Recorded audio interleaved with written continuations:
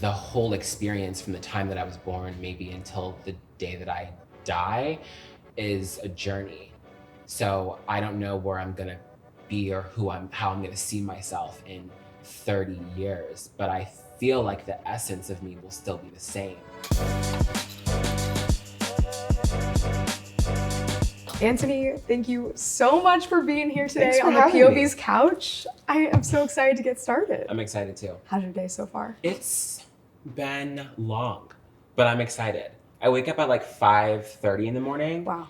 And I just kind of get my day going by like running or going to the gym. Well, I'm so happy you're here. You've already had a full day, so Yeah. thank you for making the time. Yeah, thanks. And I want to start out today by asking you the question, do you think binary is ever a good thing? When it comes to binary, it's just really specific to the person. I've met people that are super empowered by like a specific binary. If it works for them, that's like awesome. And there's people who that doesn't work for. In the past like 5 years especially, it's come to the forefront like how important it is to be inclusive to people who aren't comfortable with a binary. Does that make sense? Yeah. Yeah. I appreciate that answer, that it's person specific. Yeah.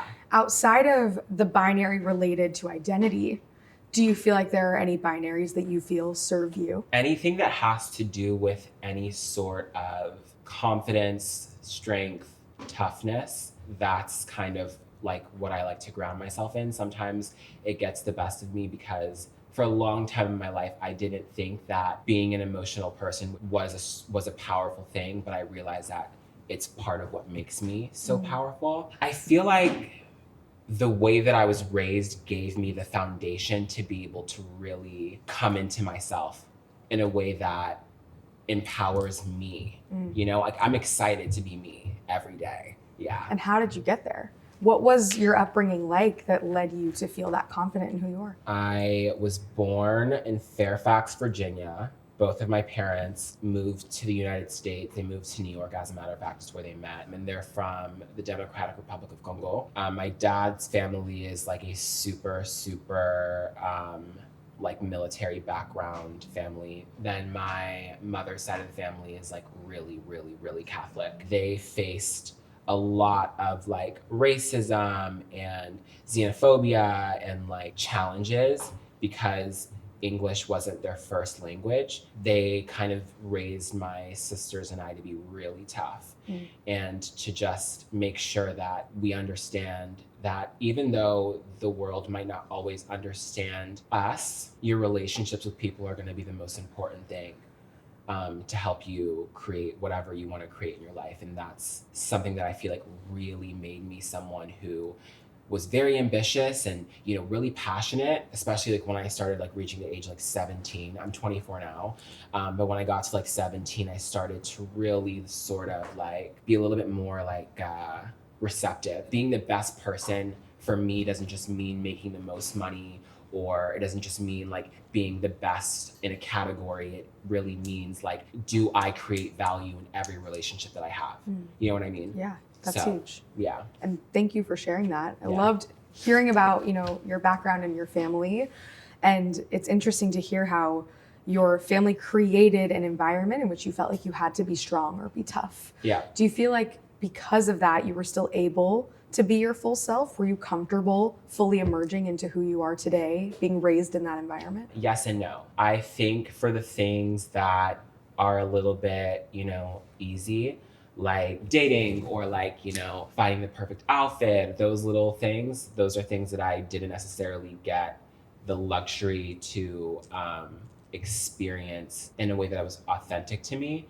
But what it did give me is it did give me time to really like sit and polish and be a little bit more premeditated about who I want to be. And what do you mean by they weren't as authentic? I felt like when I was in high school, there was still a piece of my own personal identity that I wasn't really connected to, that I felt like I almost wasn't allowed to participate. And if I even wanted to, it was kind of hard because I kind of stuck out like a sore thumb. Do you think you would be where you are today had maybe you reclaimed that story or being able to come out on your own terms? I remember when I came out to myself, like on my own, I remember realizing it and it felt so good. And I was like, cool, not gonna tell anybody till I'm 18.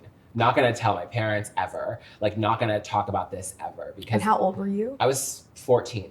I was 14 and I was upset that it happened, but I was more relieved that I didn't have to do it. I was like, it's already out there. You know what I mean? Yeah. I'm happy that I'm more mature and I'm a lot more confident in myself, where I can have the experience now of kind of being more like, you know, this is how I want to like experience this. It's more than just like gender or sexuality or sex or, you know, organs. It's like a really spiritual experience. I personally really got this experience, especially when it came to my gender identity, of being like, okay, this is bigger than just, you know, what I want people to call me. This is more about who am I, you know? Yeah. Like, who am I? And it's so strange because once I started to tell my friends and I told my sister, I thought my like own intuition was really strong, but it's like another level. It's like, I know when I'm excited. I know when I get a bad feeling about something. I know when I'm nervous and I should go for it. Like, I can really feel myself because it's about allowing myself to really exist authentically, and for me to be on the receiving end, not judging it or not telling myself that I should be anything different. A lot of times when I'm a cis woman, and when I talk to my friends who are outside of the gender binary, they always talk about how gender identity is a journey and we're constantly coming into our own gender identity. Yeah. So how would you define where you are now? Do you identify as non-binary? Totally still. At the end of the day, I'm always just going to wake up and put on what makes me feel like how I feel. And I think the thing about living outside of the binary is people can see me. For some people, it's like, oh, this is like a dress that I got in PR. But I'm like, no, I only put this on because this is what I felt like today. And that's the most important thing. When I came out to my sister, I remember telling her, I'm telling you this because it would break my heart if anything would happen to you and you would not know who I am. So that's like the most important thing to me. And to answer your question specifically, I just feel like the whole experience from the time that I was born, maybe until the day that I die, is a journey.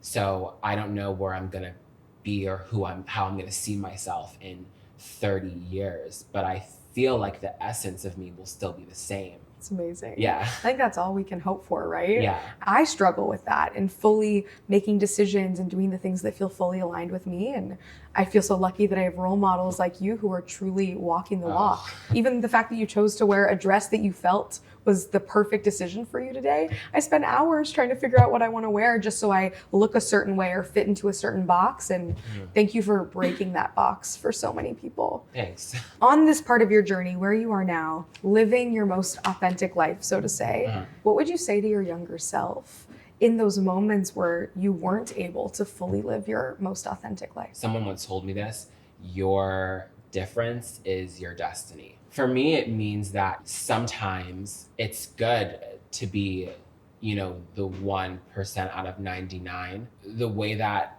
things are laid out and the way that things are, especially when you get into like a space where you start working with more people, you understand how absolutely valuable everyone's perspective can really be, because they mean more than just, like, I'm more than just Antoni.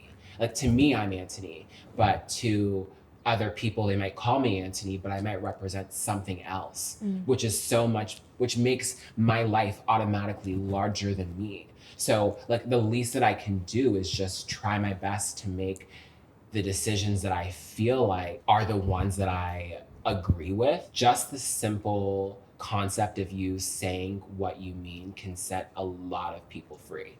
And like, not that everyone needs to be set free, but it's just like, sometimes people won't even remember what you said, but just the fact that you did it is all that. Yeah, I love that. Yeah. And I love what you said about everyone's perspective bringing something different to the table, which is what we're all about here at POVz. Yeah. Are you able to have conversations with people or have people in your life who don't fully understand Totally what it means to be non-binary? And if so, Yeah. how do you navigate that? Patience and understanding that when you're speaking to other people who may not understand like your life or understand the things that are very real to you, that's a reflection of them, which isn't a good or bad thing. It's just a reflection of them. And it doesn't have so much to do with you, but how you choose to treat them does have to do with you. Like my family is completely like always looking at me and scratching their head. You know what I mean? And I feel like it's part of why I love them, you know? It's like a little bit that we have. You know, my mother is a really like, you know, Catholic spiritual woman. It's one of the things that I love the most about her. She's so reverent and she's so like, everything is like an experience for her. You know, my mom is the woman that taught me integrity.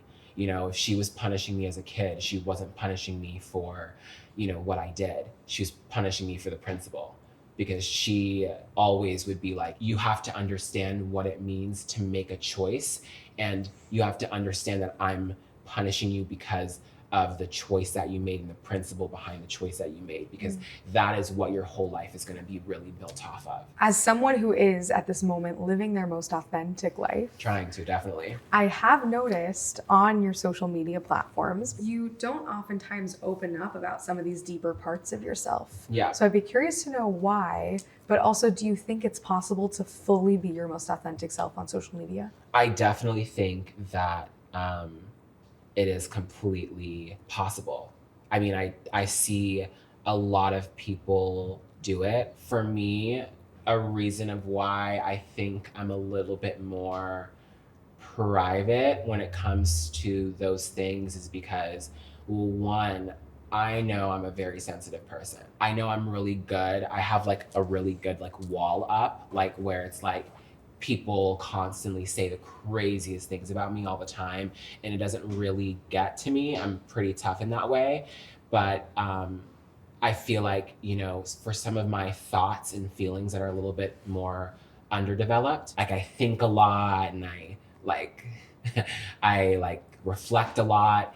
And I sometimes feel like, you know, not everybody would understand how my thoughts work, and I just don't want to get criticized on them because they're underdeveloped. You know what I mean? I'm like a person.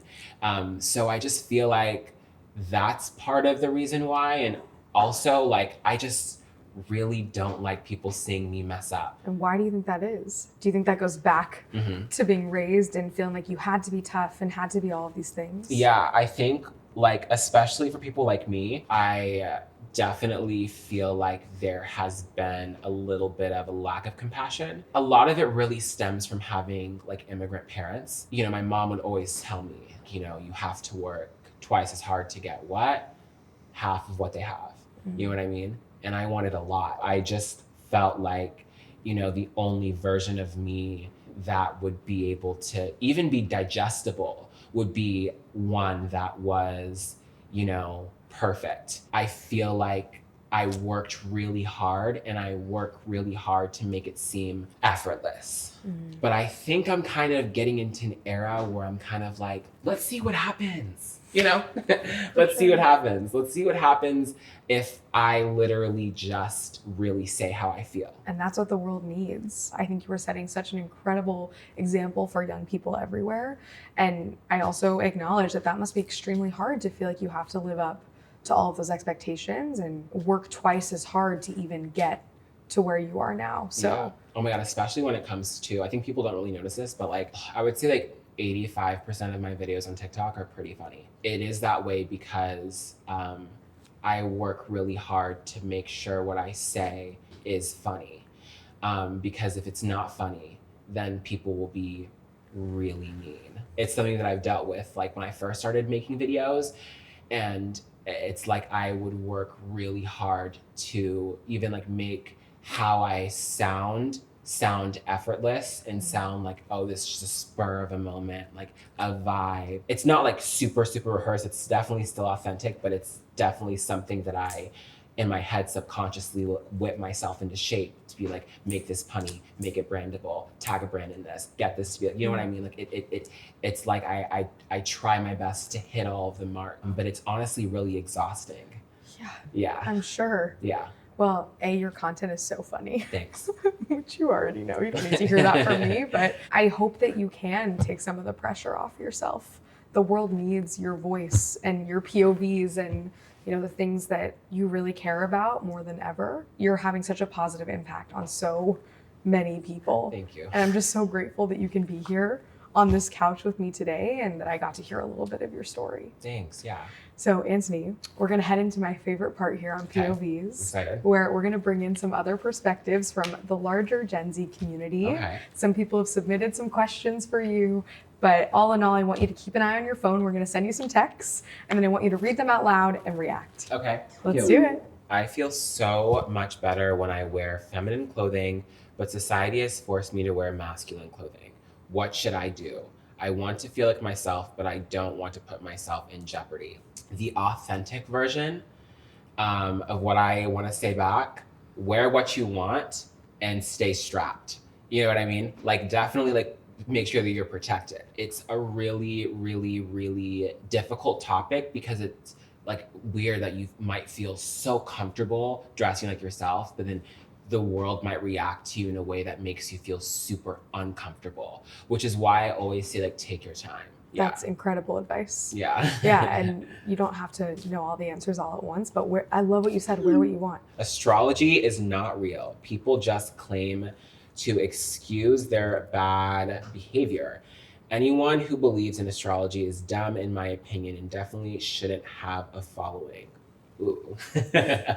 Where do you stand on astrology? I really, really, really love astrology. So I think there's like a whole like misunderstanding behind astrology. People think that it's based on like just the month and like, you get your one sign and this is who you are. But actually astrology is based on where the earth was, the day you were born, what time you were born, and where you were born in relationship to the rest of the planets. You know what I mean? Just like how there's, summer and spring and winter and fall. It's meant to like navigate patterns throughout your life. And it actually like, it's so complex down to like, from different signs to different planets to different houses and stuff. There's a lot of space in astrology. It could go like this, or it could go like this, or it could go like this. But at the end of the day, when it does go like this, it's like, wait a minute, but I thought I was supposed to go like this. And then it's like,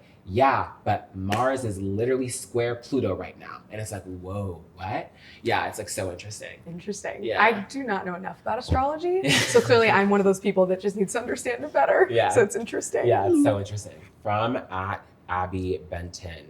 Do you ever get angry if someone uses your wrong pronouns? Totally. What does that feel like? It feels like someone is talking to you about someone that you're not. I think the thing is I've learned over time to be a lot more understanding. It doesn't hurt my feelings. Like, people that are close to me in my life and know me personally, it's important that they respect that. But, as far as it goes with other people, it's just about finding the perfect balance between, understanding that people are constantly learning and come from a place where they just didn't know. I think it's just all about taking it slow, step by step, and also like letting the people around you know, like, say like, I was in a situation where like my friend's friend was like misgendering me, and I was like,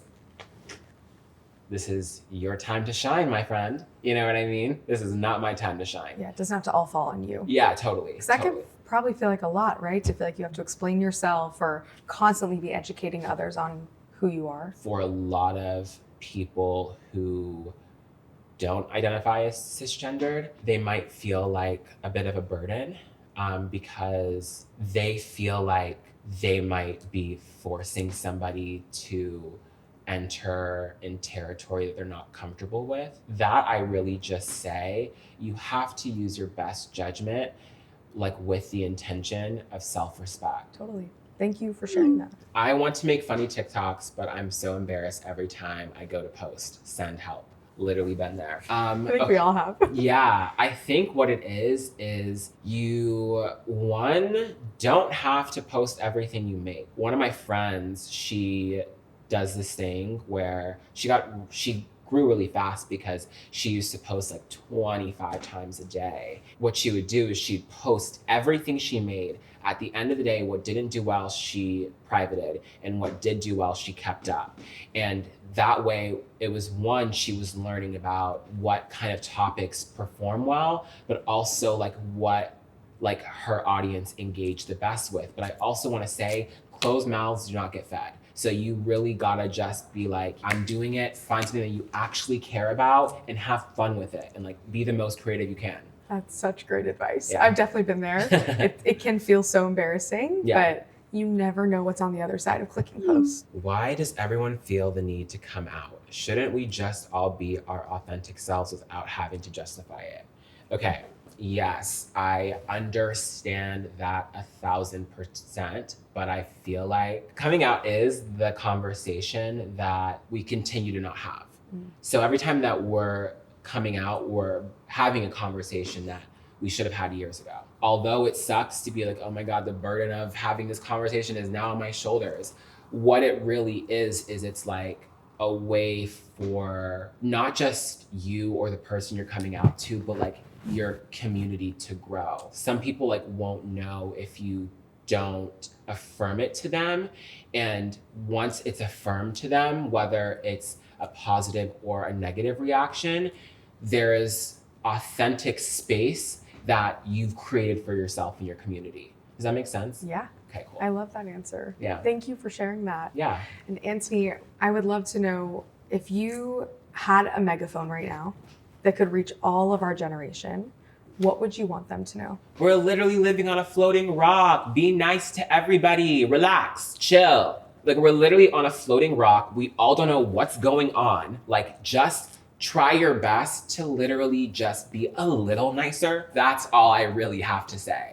I love that answer. Yeah. I think that also helps us zoom out a little bit, right? Yeah. We are on a floating rock in the middle of the universe. Oh my gosh. Like it's crazy because it's like I was just like sitting there like going through all these like articles about discovery, like with like underwater, like marine life, whatever. And then like also like what they're doing in space right now. And I'm just kind of like, damn, a lot of this is theory. Nobody really knows what we're doing. Nobody really knows where the wind comes from. You know what I mean? For like sure. we're all really just trying to do what we can out here. And that just humbles us all a little bit too, to keep learning Totally. and keep growing. And I feel like I'm learning so much from now being in your community and watching all the content you create and from learning from you today on the couch. So Yeah. Antoni, thank you for coming on POVz and for all that you're doing to show that using your voice is a powerful tool to change the world. Oh my God, thanks for having me. I actually am so sad to leave. I don't want to. Thanks for having Bring me. it in.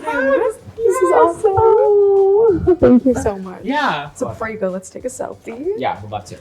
Yeah.